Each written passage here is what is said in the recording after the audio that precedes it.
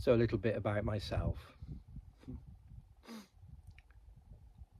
I went through my spiritual awakening actually through therapy in my early 30s.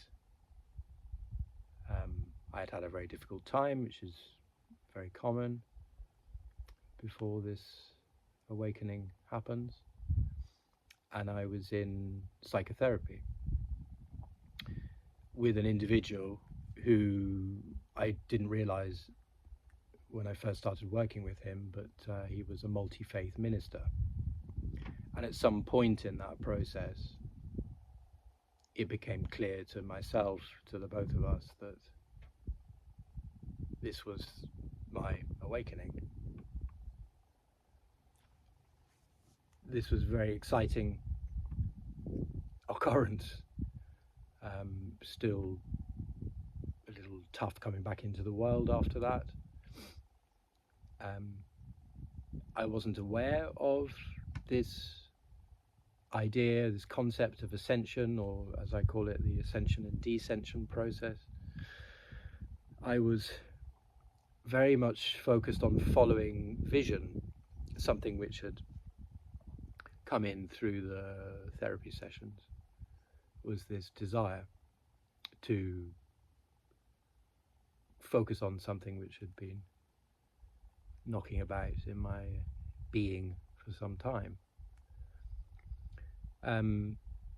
Jumping forward a little bit, I began, as part of that process, this sort of idea of walking the Camino Santiago came in, and anyway, I came back into the world. I took a relatively normal job, sort of idiosyncratic job, but relatively normal in education, and that gave me time in the summer to go and walk the Camino, in fact several times. And still preparing for that, I was very much focused on vision and, you know, what this was, and sort of clarifying it and moving towards creating that. On my first night on the Camino, I left my body. It was a very quick 5 seconds or so where my consciousness left my body, and I knew I was in for a little bit of a different ride, and I was. On that Camino, I experienced nirvana towards the end.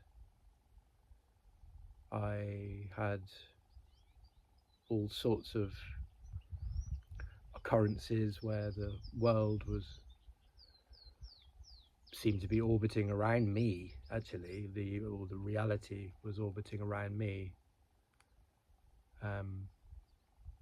All sorts of strong experiences, shall we say. I also met somebody on that Camino Santiago and had a sort of classic falling in love on a Camino experience. And when I got back to England,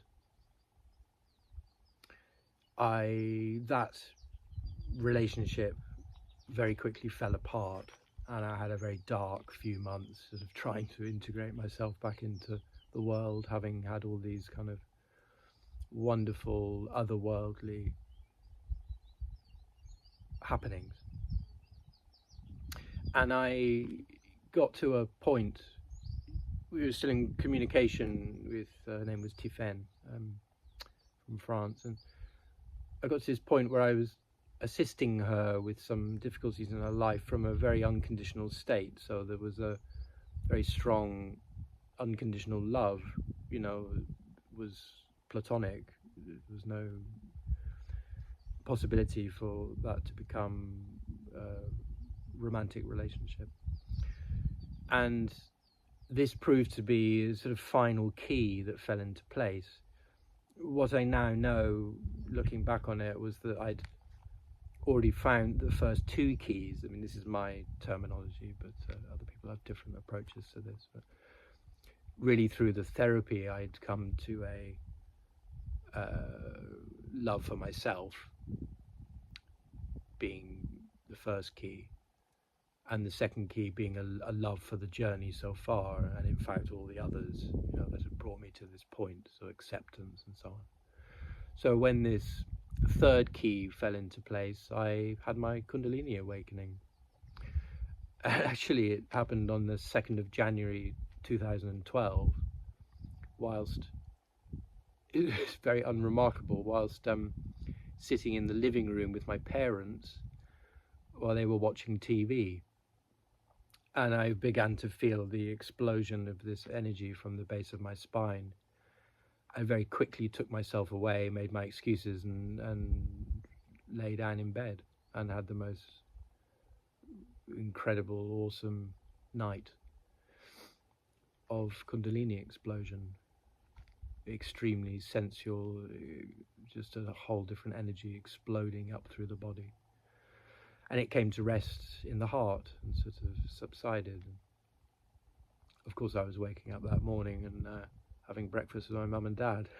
I think I've been quite well trained to both exist outside of the world and in it at the same time. And that was the year 2012 where I began learning about ascension. I was not very interested I was probably quite distant in my work and so on.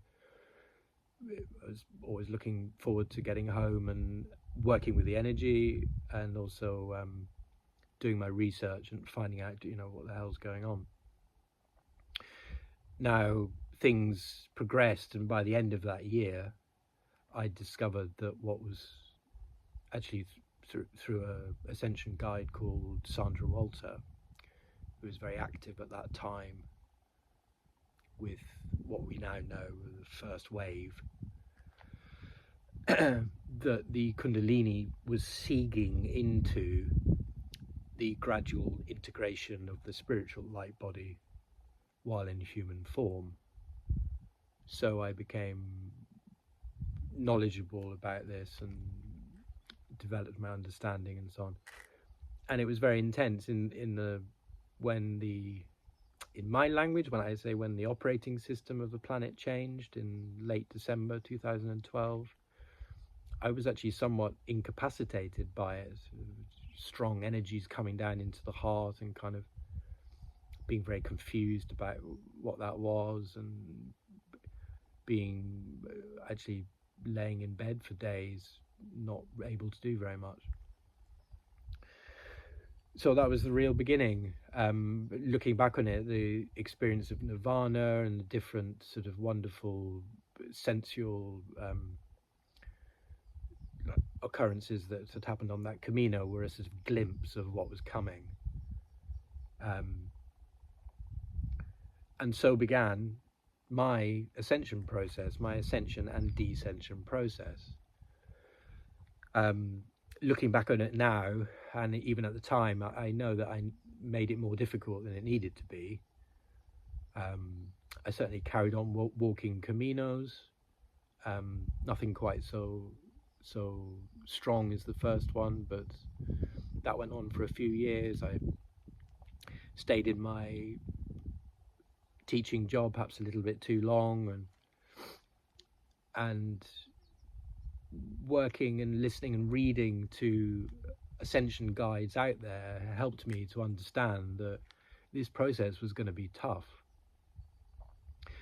I do believe that it's going to be easier, probably not the right word, but more accessible to the second and third wave. Maybe we stop talking about hierarchical waves, but the waves of people who are now beginning on this road. But it was tough.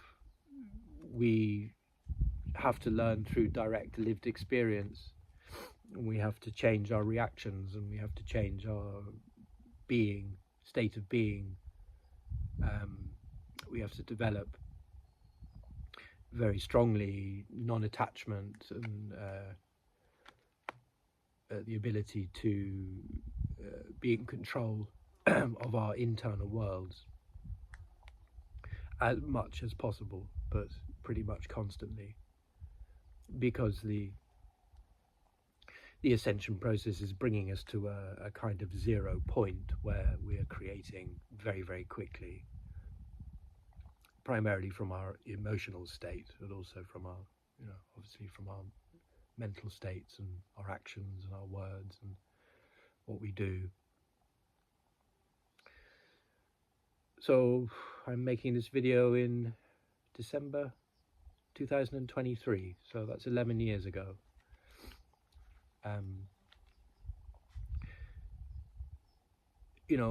I do believe that falling over is part of the process, and it will be for most people. But I can say that I've perhaps fallen over a little too often. Something that has built in me is a strong resolve, a strong resilience, and a strong sense of mission in the things that I do. So thankfully these days things are easier, things are smoother, and that's because I've really embraced a lot of the fairly extreme aspects of myself. Certainly for the last 7 or 8 years I've been living in a kind of permanent pilgrimage. I'm living out of a backpack with everything that I need to run the website, to practice music, to write, to live self-sufficiently. I come together with others at different times for various gatherings. I'm involved in projects with those individuals. I can say that, again, looking back, this process is very much about not jettisoning everything that we were.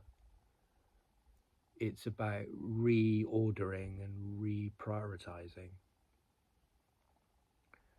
and listening. Listening to the voice of our higher self.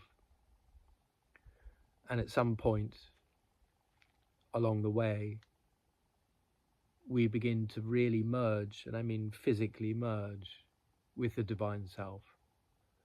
So that idea of, what do people call it, sort of channeling or something like that, becomes obsolete, because actually the human aspect and the divine aspect are converging.